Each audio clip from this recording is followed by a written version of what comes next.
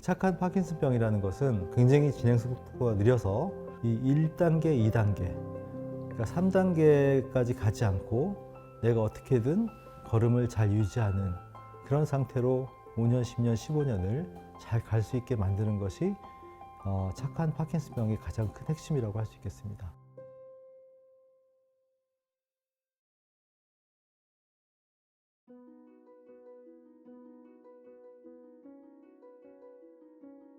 파킨슨병은 이제 아시다시피 완치가 어려운 병인데요. 대신에 악화 속도를 잘 관리할 수가 있는 병이기도 합니다. 우리가 보통 어느 정도 시간이 흐르고 나면 이 병은 악화 속도가 점점 빨라지거든요. 그러니까 악화 속도가 많이 빨라지는 상태에서 치료가 시작이 되면 좀 늦은 거죠. 가능한 조금 더 이른 시기에 우리가 증상을 먼저 확인해서 치료에 들어갈 수가 있다면 악화 속도의 방향성을 좋은 쪽으로 만들어서 소위 말하는 착한 파킨슨병으로 만들 수 있는 가능성이 훨씬 높아집니다. 착한 파킨슨병이라는 것은 굉장히 진행 속도가 느려서 파킨슨이 10년, 15년이 넘어도 크게 삶의 질이 떨어지지 않는 그런 어떤 유형을 말하는 건데, 초기에 우리가 일찍 치료를 시작할수록 그런 착한 파킨슨병으로 만들 수 있는 가능성이 높아집니다.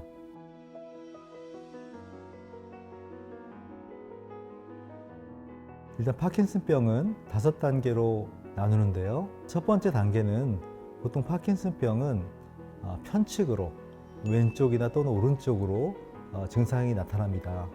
우리가 서동, 둔한 증상과 그다음에 경직, 떨림 이런 증상들이 한쪽으로 나타나는데요. 그래서 보통 한쪽 팔이 걸을 때 이렇게 움직임이 둔하거나 또는 다리 한쪽을 끌거나 이런 것들이 보통 1단계 초기에 나타나는 증상이고요. 두 번째 단계는 정상적이었던 다른 쪽도 같이 증상이 나타나는 건데요. 양쪽이 다 이제 몸이 둔해지고 굳어지고 하다 보니까 전체적으로 이렇게 상체가 굽어집니다.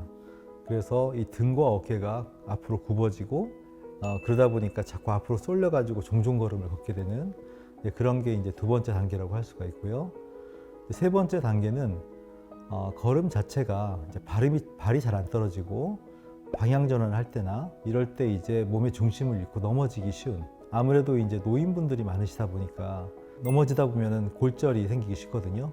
그러면서 급격하게 악화가 되기 쉬운데 이렇게 자꾸 넘어지기 쉬운 단계가 3단계고요. 네 번째 단계는 이제 혼자서 이렇게 동작을 하기가 어려워서 혼자서 이렇게 침대에서 일어나거나 걷기가 어렵기 때문에 이제 부축을 받거나 보행기를 쓰거나 뭐 이런 식의 단계가 4단계고요.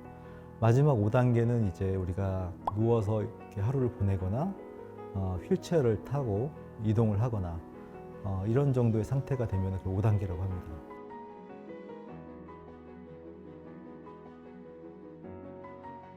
네, 아무래도 이 파킨슨은 이제 운동이 중요하거든요. 내가 얼마큼 운동을 계속 해줄 수 있느냐가 내가 잘 유지할 수 있느냐의 가장 중요한 척도가 되는데 그 중에서도 이제 걷는 겁니다. 걷는 것이 굉장히 여러 가지로 뇌에 중요한 어떤 자극을 주기 때문에 그 중에서 독립보행, 내가 어떤 부축을 받거나 보행기를 쓰지 않고 혼자 걸을 수 있는 것이 굉장히 뇌에 종합적으로 긍정적인 자극을 주는데, 그런 면에서 보면은 이 3단계가 이제 넘어지기 쉬운 단계이지 않습니까? 그래서 이 3단계에서 자꾸 넘어지기 시작해서 그러다 보니까 밖에 잘 안 나가게 되고 운동량이 대폭 줄고 또는 넘어져 가지고 골절이 생기고, 그래서 3단계부터 4, 5단계가 좀 더 악화 속도가 빨라지는 그런 단계라고 볼 수 있겠습니다. 그래서 우리가 착한 파킨슨병이라고 하는 것은 이 1단계, 2단계, 그러니까 3단계까지 가지 않고 내가 어떻게든 걸음을 잘 유지하는 그런 상태로 5년, 10년, 15년을 잘 갈 수 있게 만드는 것이 착한 파킨슨병의 가장 큰 핵심이라고 할 수 있겠습니다.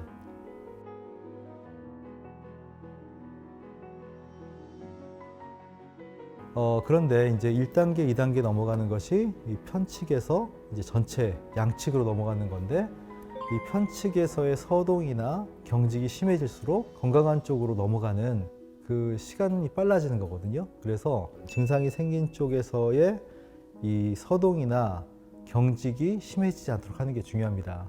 그런데 우리가 보통 뭐 걷는 거랄지 어떤 상체의 스트레칭이랄지 이런 다양한 운동을 하는 데 있어서 내가 힘이 들어가는 쪽으로 더 힘을 쓰게 돼요. 실내 자전거를 타더라도 내가 오른쪽 다리가 힘이 있고 왼쪽에 힘이 없으면은 자꾸 오른쪽으로 구르려고 한다고요.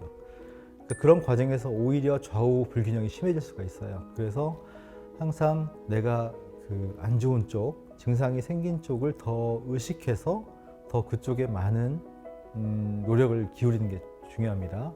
근데 그걸 매번 의식적으로 하는 게 어렵다 보니까 평지를 걸을 때는 굉장히 힘있게, 우리가 파워워킹이라고 하죠.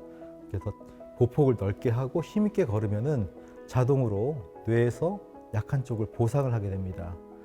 그런 효과가 있고, 또 비슷한 효과를 가진 것이 계단을 오르는 겁니다. 계단을 오르면은 또 이렇게 둔한 쪽의 다리가 더 힘을 쓰게 되기 때문에 그 보상 효과가 생깁니다. 2단계에서는 이제 우리가 몸이 자꾸 굳어지고 그러다 보니까 자꾸 상체가 앞으로 쏠려가지고 종종걸음을 치게 되기 쉽기 때문에 이 자세를 잘 이렇게 유지하는 게 중요합니다. 근데 아무리 자세를 반드시 하라고 해도 이게 항상 저절로 돌아가요. 우리가 조금 더 편하게 일상생활에서 효과를 볼 수 있는 방법은 이렇게 탄력 있는 공을 이렇게 등에다가 대고 깔고 누워 있는 겁니다. 엎드린 거죠. 깔고 엎드려 있으면은 자연스럽게 이게 펴져가지고 이게 좀 유지가 될 수가 있어요. 최대한 이렇게 상체가 뒤로 젖혀질 수 있도록 만들어주는 게 중요합니다.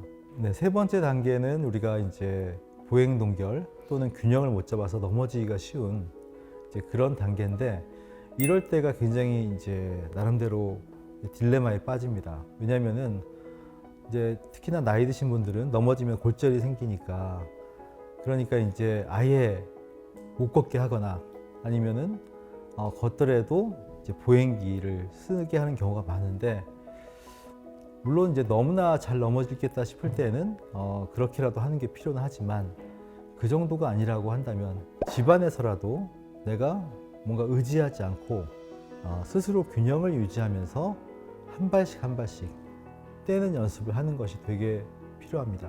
그냥 밖에 나가서 걷다가 넘어질 수도 있고, 우리가 종종걸음식으로 그런 식으로 이렇게 걷는 것은 실제로 운동 효과가 별로 없어요. 그렇기 때문에 뭔가에 의지하지 않고 내 스스로 집안에서, 좀 안전한 집안에서 그렇게 한 발 한 발씩을 집중해서 걷는 것이 도움이 됩니다.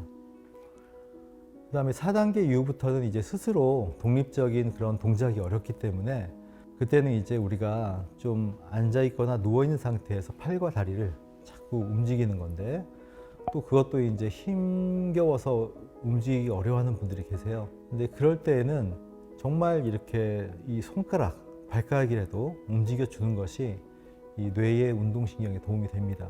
자꾸 습관적으로 이렇게 움직일 수 있는 범위 내에서 계속 움직여주는 게 필요하고요. 또 이제 경직이 자꾸 일어나기 때문에 그 가족분들께서 이렇게 팔과 다리를 마사지나 지압을 해주시는 것이 생각보다 도움이 많이 됩니다.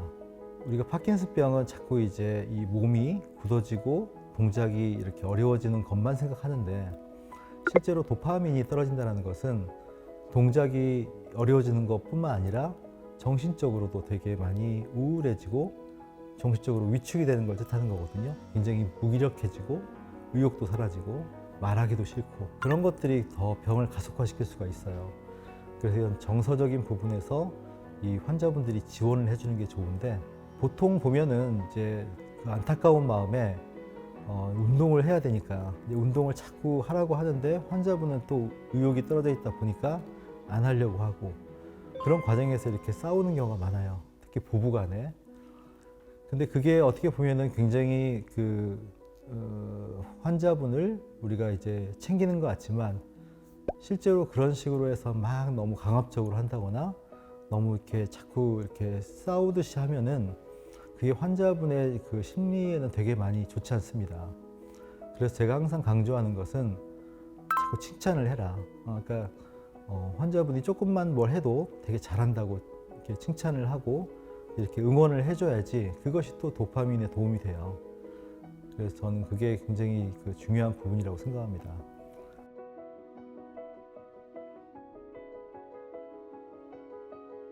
환자분들께서 또는 가족분들께서 많이 물어보시는 것 중에 파킨슨에 좋은 음식이 뭐가 있느냐, 술은 마셔도 되느냐, 이런 얘기들을 많이 하시는데, 음식에 대해서는 파킨슨은 기본적으로 잘 드시는 게 좋다고 저는 늘 얘기를 합니다. 파킨슨 병이라는 것이 결국은 자꾸 이제 식사도 힘들어지고 또 변비도 심해지고 또 그러기 때문에 자꾸 이제 이 영양 섭취가 잘 안 이루어지는 이제 그럴 가능성이 높아요. 그리고 기본적으로 뇌에는 우리가 탄수화물 외에 이런 단백질이나 이 기름기 이런 것도 되게 중요합니다. 당뇨나 혈압 이런 쪽에 그 관리 이런 쪽에서 많이 익숙해져 있기 때문에 육류를 피해야 되고 그 다음에 기름기를 피해야 되고 이런 얘기를 많이 하시는데, 우리가 탄수화물을 적게 먹고 지방을 많이 먹어야 한다는 그런 저탄고지 요법이 있는데, 이런 거는 우리가 뇌 쪽의 질환 환자들에게 맞춰진 그런 식이요법이거든요. 그래서 단백질과 이 지방질 잘 섭취가 되는 게 중요하고 잘 먹는 게 중요합니다. 너무 절제된 식사를 하려고 한다거나 그런 것들은 오히려 좋지 않고 잘 드시는 게 좋다. 그리고 이제 술이 생각보다 뇌에 안 좋습니다. 우리가 담배가 술보다 더 안 좋다고 하지만 이 뇌에 대해서만큼은 술이 담배 못지않게 안 좋습니다. 그래서 이 반주처럼 드시는 것도 이 뇌에는 항상 끊임없는 데미지를 주는데요. 그래서 술은 최대한 좀 많이 줄이시거나 끊으시는 게 좋겠습니다.